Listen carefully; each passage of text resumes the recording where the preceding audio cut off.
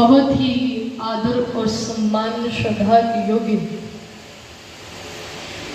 आर्य जगत के बहुत उच्च कोटि के विद्वान भजनोपदेशक, जिनसे मैंने अपने जीवन के अंदर बहुत कुछ सीखा है, वर्तमान में भी सीख रही हूँ, भविष्य में भी सीखती रहूंगी। ऐसे आर्य जगत के महाउपदेशक श्रद्धेय पंडित रामनिवास आर्य जी,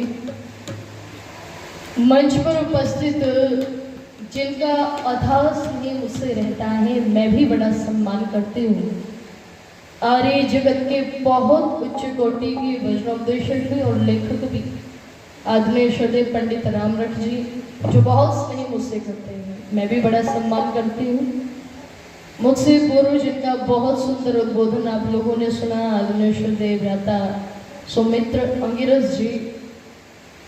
और जिनके ब्रह्मत्व में रह करके प्रातःकाल हमने यज्ञ का अनुष्ठान किया, श्रद्धेय आचार्य सुश्रुत सामश्रमी जी, मेरे जीवन के प्रेरणा स्रोत, जो एक परछाई की तरह से मेरे साथ में रहते हैं, श्रद्धेय मेरे पिता जगदीश जी,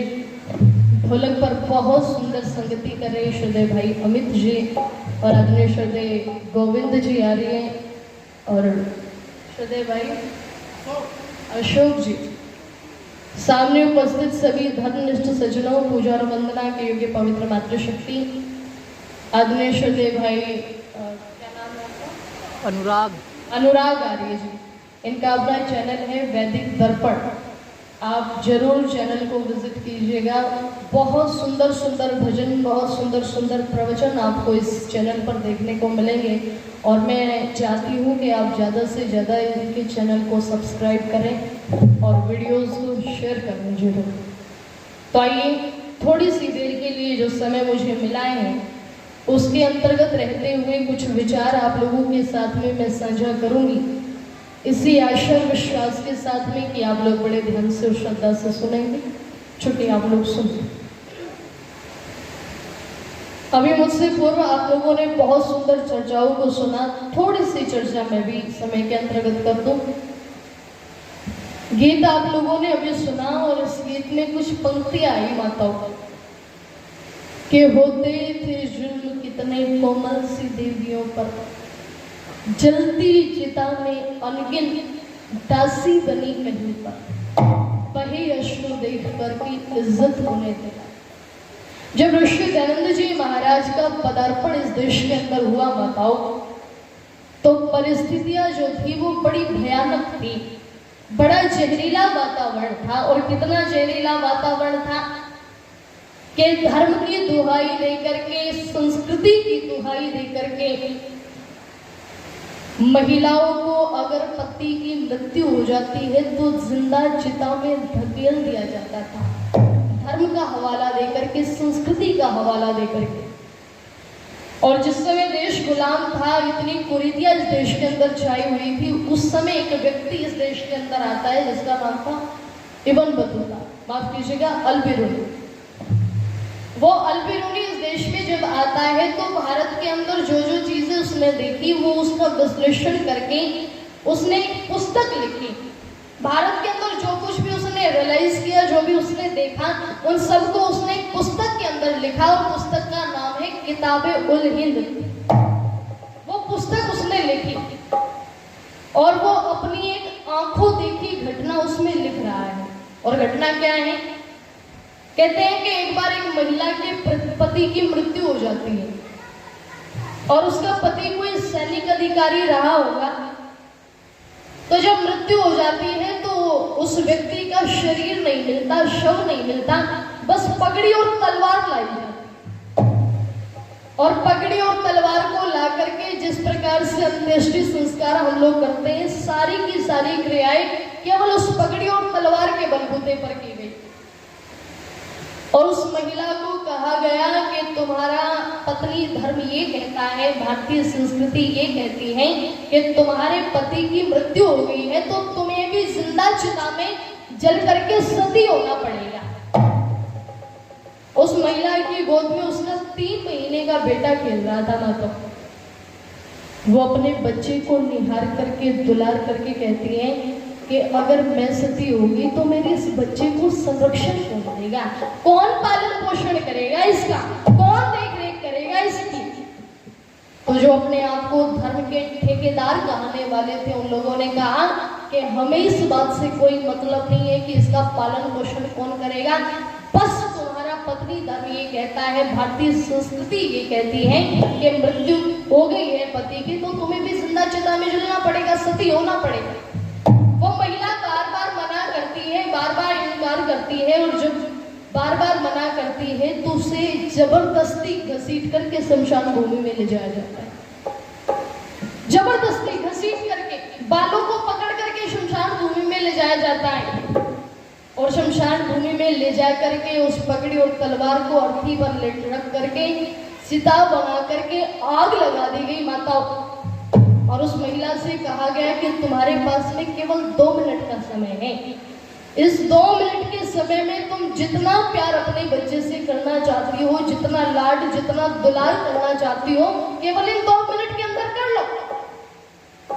तो वो महिला अपने 3 महीने के बच्चे को गोद में लेकर के फूट फूट करके रो रही है माता, फूट फूट करके रो रही है, प्यार कर रही है अपने बच्चे को, अंतिम समय में कुछ निहार रही है अपने बच्चे को। लेकिन जैसे ही 2 मिनट पूरी हो गई, उस बच्चे को उसकी माँ से छीन लिया गया, और एक बुढ़िया औरत ने कुछ नशे की दवाई मिला करके दूध में उसको पीने के लिए कहा, और वो दूध का कटोरा पी करके वो महिला बेहोश हो जाती है। और जैसे ही वो बेहोश होती है, उस जलती हुई चिता में उस महिला को जिंदा धकेल दिया जाता है, और ढोल नगाड़े बजा करके उसकी चीखों को दबाया जाता है, उसकी आहों को दबाया जाता है। और जब वो महिला पुनः उठने का प्रयास करती है तो एक लंबे बांस के साथ में उसे पुनः चिता के अंदर धकेल दिया जाता है। उन लोगों में से कोई भी उसकी चीखों को सुनने वाला नहीं है, कोई भी उसकी आहों को सुनने वाला नहीं है। मैं निवेदन कर दूं आप लोगों के मध्य में, इतना भयानक वातावरण था। और अंत में वो व्यक्ति लिखता है, अल्बेरो ने इस घटना को लिख करके कहता है कि भारत एक गिरा हुआ देश है। कितनी शर्म आनी चाहिए हमें, कोई विदेशी व्यक्ति आकर के भारतीय संस्कृति पर कटाक्ष करके ये कह रहा है कि भारत गिरा हुआ देश है, तो इससे शर्मनाक और कोई बात हो नहीं सकती। और मैं निवेदन कर दूं आप लोगों के मध्य में, ये केवल एक अकेली घटना नहीं है, अनेकों घटना इतिहास के अंदर ऐसी भरी पड़ी हैं, लेकिन उन सब कुरीतियों पर कुठाराघात करने का काम यदि किसी ने किया तो वो ऋषि दयानंद जी महाराज ने किया, जिन्होंने आकर के इस महिला को पैर की जूती से सर की पगड़ी बना करके रख दिया। इसलिए मैं निवेदन कर दूं आप लोगों के मध्य में, बहुत सुंदर पंक्तियां लिखी, मैंने कुछ लिखने का प्रयास किया है, टूटे फूटे शब्दों में जरा सुनेगा।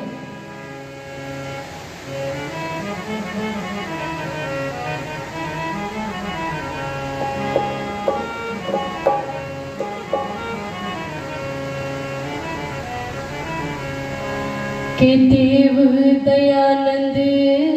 मत वाला, वेद वाला,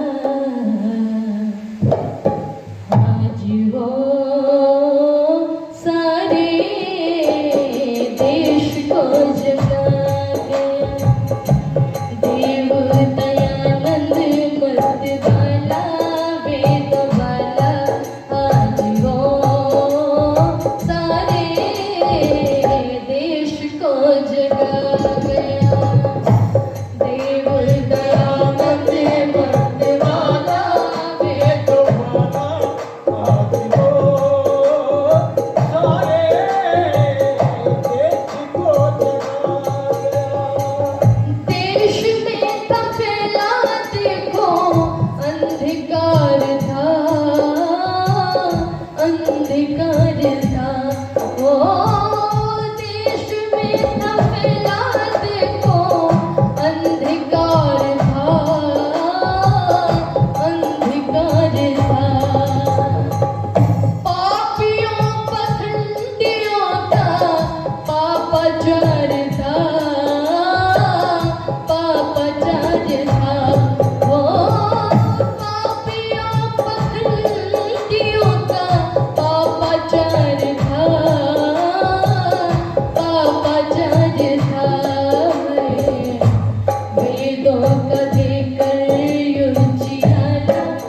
हमें संभाला आज हो भटके थे रास्ता बता गया देव दयानंद मत वाला वेद वाला आज हो सारे देश को जगा गया। विधवा दीननाथों पर जुल्म अनेक थे जुल्म अनेक थे विधवा दीननाथों पर जुल्म अनेक थे जुल्म अनेक थे गर्भपात कराते नहीं धर्म देखते नहीं धर्म देखते हो गर्भपात कराते नहीं धर्म देखते नहीं धर्म देखते हैं जीवित चिताएं थी धधकती आँख बरसती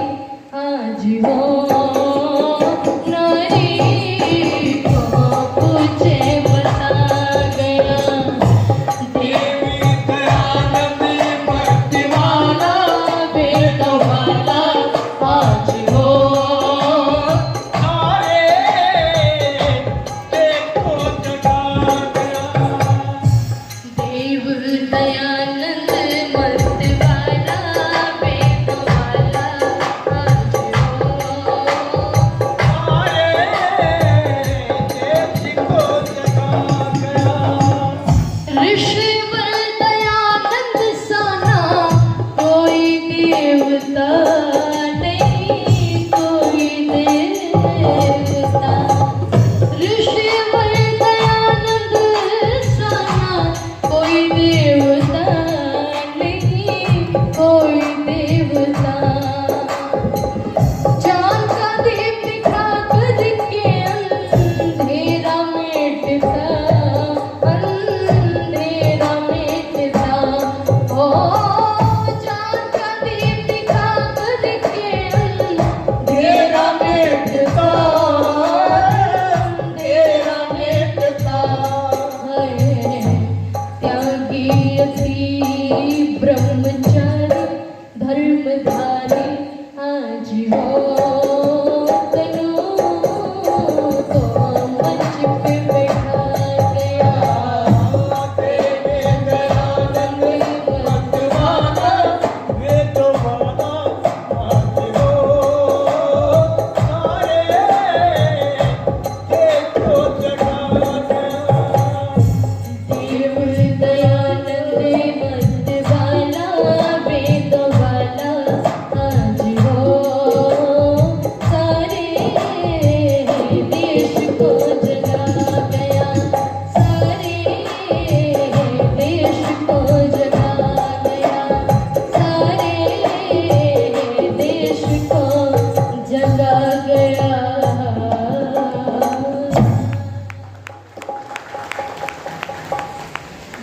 आदरणीय श्रद्धेय दादाजी ये 100 रुपये की राशि लेकर के मुझे सम्मानित कर रहे हैं दादाजी का मैं बहुत बहुत धन्यवाद ज्ञापित करती हूँ मैं निवेदन आप लोगों के मध्य में कर रही हूँ इतना जुल्म था इन देवियों पर कि पता चला कि पैदा हुई बेटी तो पैदा होते ही मंदिर में देवदासी बना करके उस मंदिर में दान दे दिया गया लड़कियों का और जो कुकर्म उन लड़कियों के साथ में होता था बेटियों के साथ में होता था वो मंच से कहने के लायक है। कोठों पर बैठा देते थे उन बेटियों को उनका जीवन ऐसा बना दिया जाता था कि वो अपने जीवन को खुल करके जी ही नहीं सकती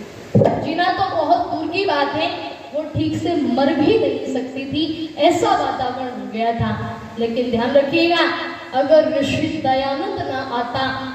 अगर वो वेदों वाला राही ना आता तो आज आप और हम यहाँ पर बैठे हुए हैं कभी ना बैठे होते इसलिए धन्यवाद करें हम ऋषि दयानंद जी महाराज का जिसने आकर के हमें इतना काबिल बना दिया इतना सम्मान दे दिया कि आज दुनिया के लोग जिस नारी को पैर की जूती समझते थे, आज वही सर की पगड़ी बना करके बैठे। कौन सी ऐसी जगह है जहाँ पर महिलाएं नहीं पहुंची? क्यों? ये ऋषि दयानंद जी महाराज की वकालत की वजह से। इसलिए अगर देव दयानंद ना आता, ऋषि दयानंद ना आता, वो फरिश्ता ना आता, तो आज हम तो लुट गए होते से जो कुछ बचता नहीं हमारे पास में। इसलिए लिखी पंडित रामग्रंथ जी ने पंक्तियां, जरा मैं वो गुनगुना दूं। वेद का संदेशा लेकर के आया था वो योगी, वेदों का उजाला लेकर के आया था वो फरिश्ता। इसलिए देखिए इन्होंने पंक्तियां क्या